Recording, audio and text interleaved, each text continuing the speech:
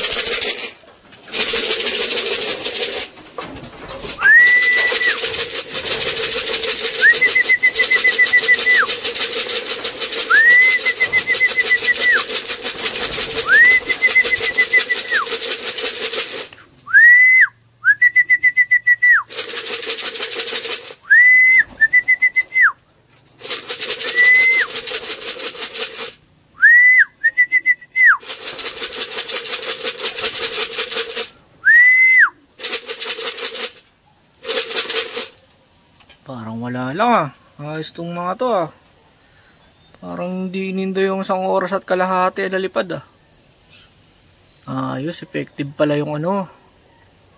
Yung binibigay nating pagkain sa kanila. Sila oh. Uy, pasok na.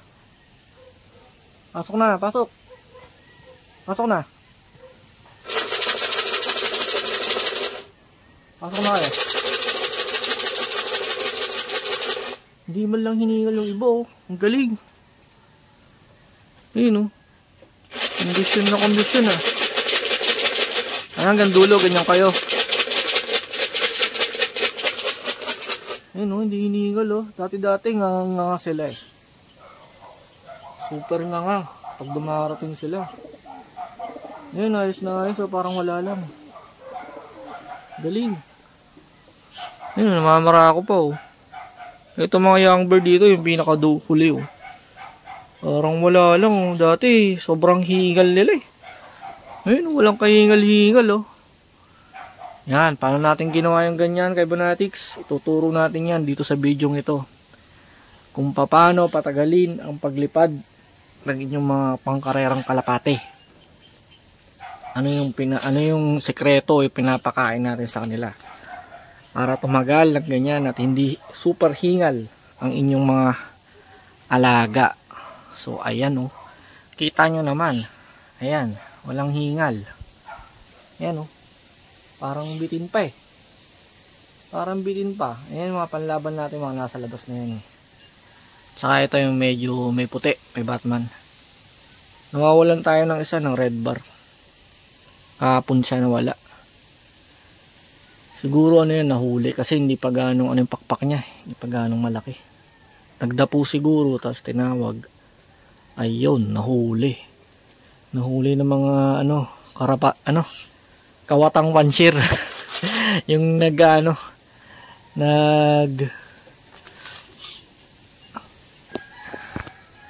yung mga nanguhuli ng ng mga pangkarerang kalapati. Lalo naka-BBC ring yun. Lalong pag-iinteresan yan kasi bigating club yung BBC na na ring. Eh bakita nilang gano'n, naka south, naka violet na na ring ng BBC na pang south. Sa susunod na itong south na to na race, malamang pag-iinteresan talaga yun. Wag lang nilang pakawalan kasi babalik at babalik talaga dito yun. Gano'n naman ang kalapate. Ano yan, babalik yan. Lalo't na training mo yan, na viewing mo yan sa loft mo. Kaya hindi bumabalik yan, yun nga. May nanghuli. Ayan. Merong, kung hindi falcon ang nanghuli, tao. Malaking falcon. Yung falcon na walang isip. Ayan o. Ano, tom na? Taka lang. Gagawan na muna natin sila ng ng pagkain nila. So pakita ko sa inyo kay Bonatics. So ayan kay Bonatics. So ito nga pala yung ano natin, yung ginagawa natin sa ating mga alaga, sa ating mga pangkarerang kalapati para tumagal sila sa liparan. Kasi isa ito sa mga halagang susi kay Bonatics para yung stamina ng inyong mga alagang pangkarerang kalapati ay tumagal. Kailangan minimum na sila ay nakakalipad ng 1 oras. So ang pagsasagawa ng ganitong proseso kay Bonatics, kailangan young bird pa lang yung mga mga inakay ninyo, yung mga pangkarera ninyo, ay ititrain nyo na sila paunti-unti na na patagalin yung paglipad nila. So gagamitan nyo ng force flying. Bubugawin ninyo hanggang sa tumagal yung yung kanilang paglipad. So syempre, hindi lang doon natatapos yung proseso. So bali isa sa mga proseso, isa sa mga sistema na dapat gawin natin ay yung pagpapakain sa kanila. So sa pagkain nila kay Bonatics, mahalaga yung yung nag-i-improve yung kanilang stamina. So sa aking sariling experience, ito yung aking ginagawa. So bali disclaimer lang, hindi po tayo expert. So hindi pa rin tayo nananalo sa racing pigeon. Kumbaga first time lang natin sumali sa racing pigeon. So first time ko pong mag-train. Pero matagal na po tayong nag-o-observe dun sa kaibigan natin sa Paco, Manila na nangangarera ng kalapati. So bali ngayon lang sa sarili ko o ako na mag-a-apply ng mga natutunan natin sa kanya. So bali ganito yung flyer mix, nilalagdagan ko ng ng platinum, yung platinum na pellet. Tapos nilalagdagan ko ng yung bird seed na pang lovebirds na merong sa flower rin ulit puti. Ito nilalagdagan ko ng ganyan. So bali dalawa lang muna para maubos nila.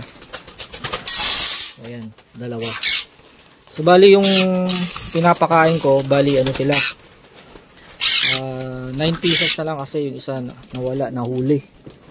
So dati 10 sila. So dalawa lang muna, dalawang taka lang muna. Pagkatapos gagamit tayo ng binder. So meron kasi ako ditong olive oil na may halo ng meron ng halong cod liver oil. Ayan. So bali isang kutsara lang, pero tatansyahin ko na lang kasi isang ganitong kutsarita lang. Pero tatansyahin ko lang kasi walang umahawak ng ating camera. Kaya hindi ko siya video ng maayos. May ako natakpan. Haluin nyo lang para magkaroon siya ng didikit yung ilalagay nating isa sa mga sekreto para tumagal sa paglipad yung yung mga pangkarerang kalapati. Ayan, pag nahalo nyo na ganyan, so ilaglalagay na tayo ng ito, hindi ko pa na isasalin ito, pink mineral tsaka picotrin. Lagyan natin ng dalawa. So lagi yan, ganyan lagi yung pinapakain ko sa kanila, may halong ganyan.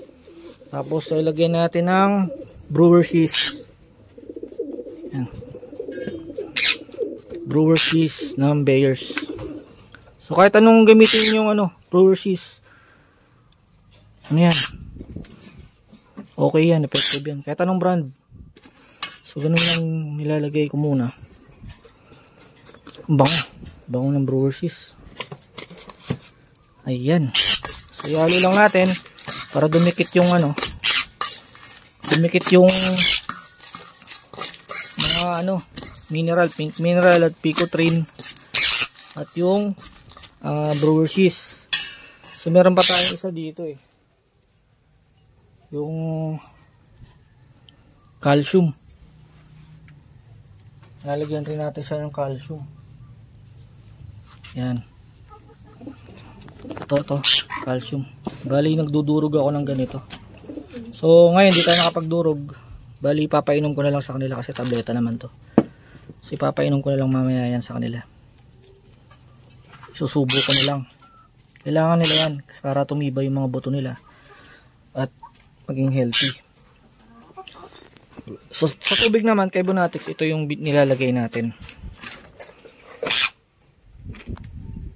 So, ganito lang tubig ang ang pinapainom ko sa kanila. So, may matitira pa dyan. Yung matitira, ikukunin natin ulit, ibabalik. Hindi ko sila binababara ng tubig kay Bonatics. So, ito, gumagamit din ako ng ganito sa tubig nila. Ito. Ayan. Itong fish cod liver oil. Ito. Cod liver oil and multivitamins. So, pinapatakan ko lang 2 patak. So, ganyan kay Bonatics ang nilalagay natin. Tsaka honey. Bali, tatansya na lang natin itong honey. Wala tayong tagahawak ng camera kaya tansya na lang muna. Kinukutsara ko kasi talaga yan. Pero, para mabidyohan natin ganito. So, tatansyahin ko na lang. Ayan, bali, isang kutsarita yun. Ayan, isang kutsarita, sayang yun yung sumobra. Sarado muna natin at hahaluin natin. So yan kay Bonatics yung ating ginagawa, pinapainom sa ating mga alaga. Kaya naman wala silang hingal, kita nyo naman sa video, di sila hinihingal. Tapos ang tagal nilang lumipad, bali isa't kalating oras. Pero syempre sa pag force fly ko sa kanila, pinapalakpakan ko sila. Maraming paraan para makapag force fly kayo. Yung iba gumagamit ng plastic na dinalagay sa buntot or sa leeg para mairita sila at lumipad ng lumipad. Yung iba gumagamit ng paputok. Magamit sila ng paputok, yung lumilipad na paputok. Hindi ko alam kung anong tawag dun. Baby rocket ba o basta yung lumilipad siya. Tapos pumuputok siya sa taas. Yun mga ginagamit nilang pang force fly. So bali ako, yung puso yung dahon ng saging, pinalilipad ko lang yun. Pag akmang dadapo na sila, ihahagis ko yung dahon ng saging papunta sa kanila. Mabubugaw sila at lilipad sila nun. Lalayo sila ulit at lilipad sila ulit. Tapos pinapalakpakan ko, ganun. Ganun yung ginagawa natin. So ayan, natapos na itong inumin nila. So yun ipapainom natin sa kanila. Tapos itong yung nating mix. Ayan. Ayan yung mix na ipapakain. Konti lang para makain nila talaga.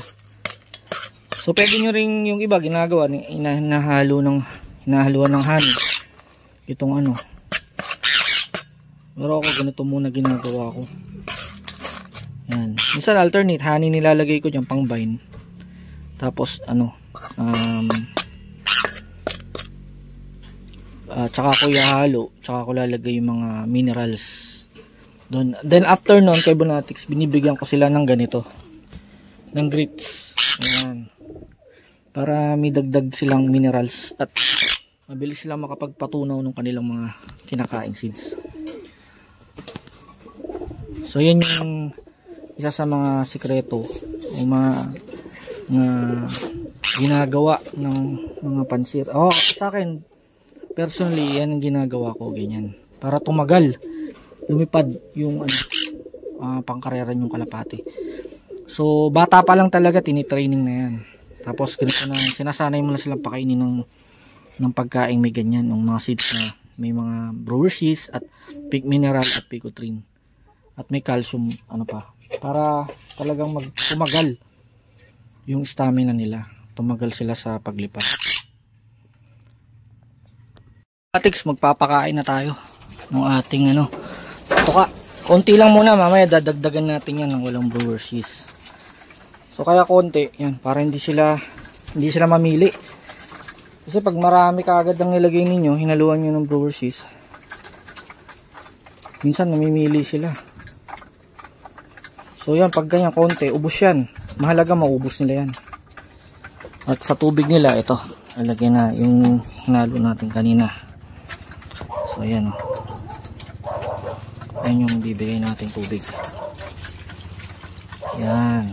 So araw-araw yan kay Bonatics. Ganyan yung ginagawa natin para tumagal sila sa paglipad.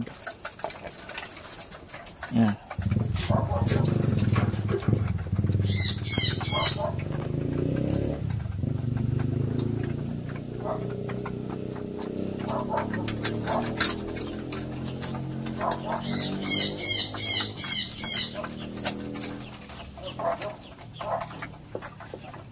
Inom ka.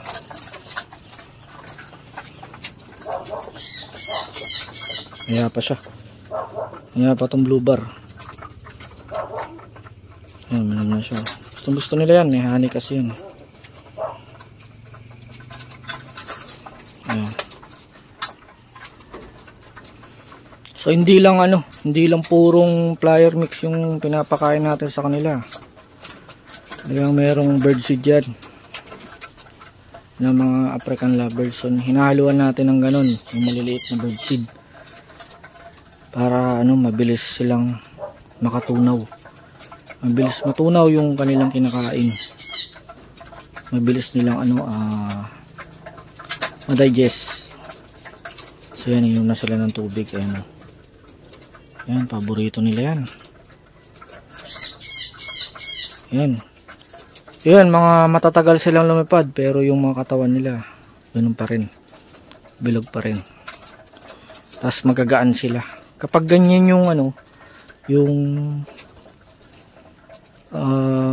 pinapakain natin. Ang lalakas tong mga ibon.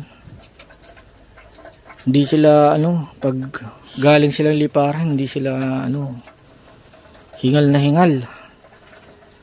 Dito lang yun kay Bonatics, sa loft ko lang. Siyempre iba pa rin yung training ng pag nasa club training na, yung inahagis na sila, yung nakasakay na sila sa truck, kasi ihahagis na sila sa palayo ng palayo. Siyempre iba pa rin yun. Pero iba yung merong motivation tsaka merong stamina sa pamamagitan ng 1 hour fly sa umaga, 1 hour flying sa hapon. So ganun lang ganun. Yun, consistent dapat yun kay Bonatics. Araw-araw yun. Bali itong darating na south ay sa December yung umpisa ng training. So bali ngayon pa lang talagang tinitraining na natin sila na tumagal sa liparan, kasi yun ang sikreto eh. Pag hindi ganun, sabi nung mentor ko, ang nagturo sa atin, pag hindi ganun, hindi kayang lumipad ng kalapati mo na tuloy-tuloy na 1 hour o 2 hours. Walang pag-asa yun. Dadapo lang yan, bababa lang yun. Pagbaba nun, wala na yun, hindi na yun makakalipad, hindi na yun lilipad. Hanggang sa magutom, makahanap ng mga romoronda, sasama siya doon hanggang sa mahuli na siya. So ganun kay Bonatics yung motivation na dapat matagal talaga sa liparan. Isa yan sa mga sikreto. So tayo, road to become a champion tayo. Road to become a champion. So ngayon, hindi pa tayo kilala, hindi pa tayo umpisa pa lang tayo, newbie pa lang tayo. Pero sa sistemang ito, yung mga natutunan natin doon sa kaibigan natin na nagcha-champion, hopefully mag-work dito sa ating loft. At hopefully nakapagpalabas tayo ng champion line na na ibon. Ayan. Naubos na nila. Galing. So yan yung natin naubos na nila. So mamaya ulit bibigyan natin sila ulit ng ng patoka. Yung wala ng mix. Additional yun para hindi naman sila mangayayat. Kasi konti lang yun. konti lang talaga ang binibigay natin para ano, maubos talaga nila. Kasi pagka yung marami, hindi nila nauubos minsan eh. Sayang yung ano, mahal pa naman yung mga ganun. Mga extra minerals na binibili natin like yung brewer's yeast tsaka yung ano. Ganito pala talaga ang nag-aalaga o nagte-training ng mga racing pigeon. Talagang kailangan focus tayo, tapos talagang binibilhan din natin sila ng mga kailangan nila para sa gayon ay tumagal sila sa liparan. At pinakamahalaga sa lahat, ito nga yung bloodline nila, sana tuloy-tuloy. Hindi lang sila puro training, hindi lang sila puro talagang dudulo sila hanggang dulo, hanggang final lap. So paano kay Ibonatics, hanggang dito na lang muna. O sa mga hindi pa nagsusubscribe, tulungan nyo naman ako kay Ibonatics. Suportahan nyo naman yung ating channel, Ren Ibonatics. So like and subscribe pagkatapos nyo mapanood ng ating YouTube channel. So yung bali feature natin ngayon mga racing pigeon muna, kasi ito yung ating bagong hobby natin na pinupursu. Kasi road to road to champion. Sana may mag-champion dito sa mga alaga natin. So paano kay Ibonatics, hanggang sa susunod na video natin, abang-abang tayo. Thank you and God bless po sa mga nanood.